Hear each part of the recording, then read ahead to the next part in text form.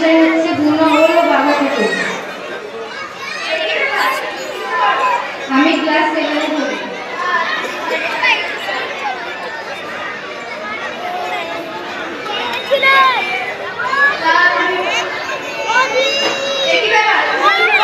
আমি ক্লাস 7 এ পড়ি।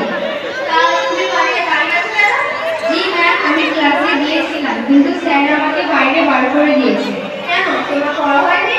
জি ম্যাম, আমার পড়া হয়েছে কিন্তু আমি ভর্তি করে এসেছি, তাই স্যার আমাকে বাইরে বার করে দিয়েছে। স্যার তো ঠিকই করেছে, তুমি স্কুলে ডিসিপ্লিন ভঙ্গ করেছো, ইউনিফর্ম পরোনি, তাই স্যার তোমাকে ক্লাস থেকে বাইরে বার করে দিয়েছে। কেন ম্যাম, আমি তো ইউনিফর্ম পরেই এসেছি। তুমি ইউনিফর্ম পরেছো ঠিকই আছে, তারপর কথা বলতে গেলে কেন? কেন ম্যাম, কেউ যদি স্কুলে ইউনিফর্ম পরার পর তার উপর বলতে পারে সেটা কি অপরাধ? অবশ্যই অপরাধ, তুমি অপরাধ করেছো বলে স্যার তোমাকে ক্লাস থেকে বাইরে বার করে দিয়েছে। ম্যাম, একটা কথা বলবো, কিছু মনে করবেন না তো?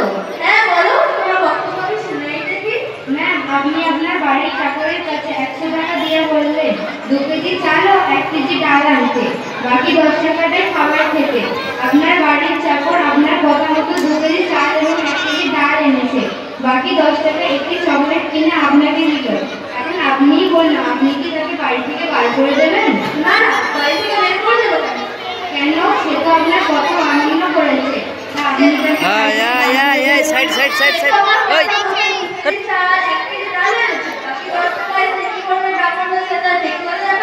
ম্যাম, আপনার বাড়ির চাকর আপনার কথা অনুযায়ী 2 কেজি চাল এবং 1 কেজি ডাল এনেছে, বাকি 10 টাকা সে কি করবে না করবে যদি তারই ব্যক্তিগত ব্যাপার হয়। আমি স্কুলে নীল জামা পরেছি, সাদা পায়জামা পরেছি, বাকি ভর্তিটা করবো কি না করবো সেটি আমার ব্যক্তিগত ব্যাপার। কবে যে ম্যাম, অনেক ভালো জায়গায় লেখা আছে জুতো খুলে প্রবেশ করুন, কোথাও কি লেখা আছে টুপি বা মোটর খুলে প্রবেশ করুন। এই মেয়েটা খুব ডিস্টার্ব করছে। জুতো আর টুপির মধ্যে এতটাই পার্থক্য, আসমান ও জমিনের মধ্যে যতটা, আর বোরকা আর জুতোর মধ্যে ততটাই পার্থক্য, আরাধনা ও তুলনার মধ্যে যতটা।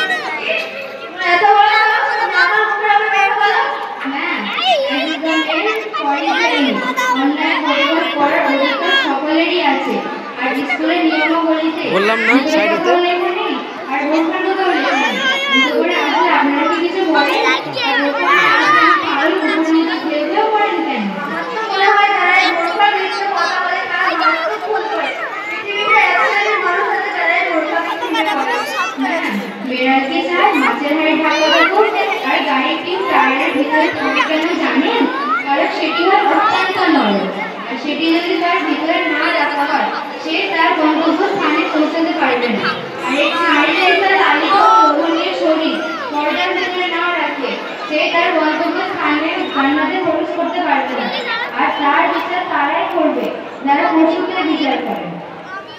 ম্যাম, একটা প্রবাদ আছে না, চকচক করলেই সোনা হয় না, আর কালো যদি দুই থাকে তাহলে অত্যন্ত ভালো। ইসলামের যিনি প্রথম মুহাদ্দিস ছিলেন তিনি অত্যন্ত কালো মানুষ ছিলেন, তাই বলে কি তার কোনো সম্মান ছিল না? আমরা যে কাবা শরীফে দিয়ে নামাজ পড়ি সেই কাবা শরীফের গ্লাসটাও কালো, তাই বলে কি তার কোনো সম্মান নেই? আমরা যে কোরআন শরীফ তিলাওয়াত করি সেই কোরআন শরীফের লেখাগুলিও কালো, তাই বলে কি তার কোনো সম্মান নেই? আরে হালিমা, তুমি কি বলেছো? স্কুলে আলো সময় আমার মাথায় দিয়েছি ফুল, বড় অপরাধ মানে আল্লাহ তাআলা সূরা আযহারের 33 নম্বর আয়াতে বলেছেন, ওয়াকারনা ফি বুয়ুতিকুন্না ওয়া লা তাবাররাজনা তাবাররুজাল জাহিলিয়াতিল উলা, অর্থাৎ হে নারীরা তোমরা তোমাদের অবস্থান ঘরেই করো, জাহিলি যুগের মতো রূপ ও সৌন্দর্য নিয়ে জাহির করো না।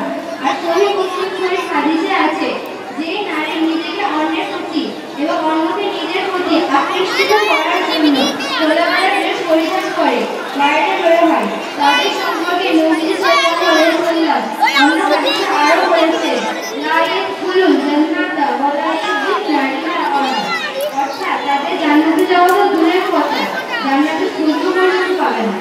আরে হালিমা, আমার করতে ঘুরি করে নবীজি সাল্লাল্লাহু আলাইহি ওয়াসাল্লাম অন্য হাদিসে আরো বলেছেন, মান তাশাব্বাহা বিকওমিন ফাহুয়া মিনহুম, অর্থাৎ যে যাকে ভালোবাসে তার সাথেই আচরণ হবে। আপনি যেরকম পোশাক পরিধান করে আছেন আপনার সাথে কাফের ও বেঈমানের আচরণ হবে। আপনি কি জান্নাতে যেতে চান? অবশ্যই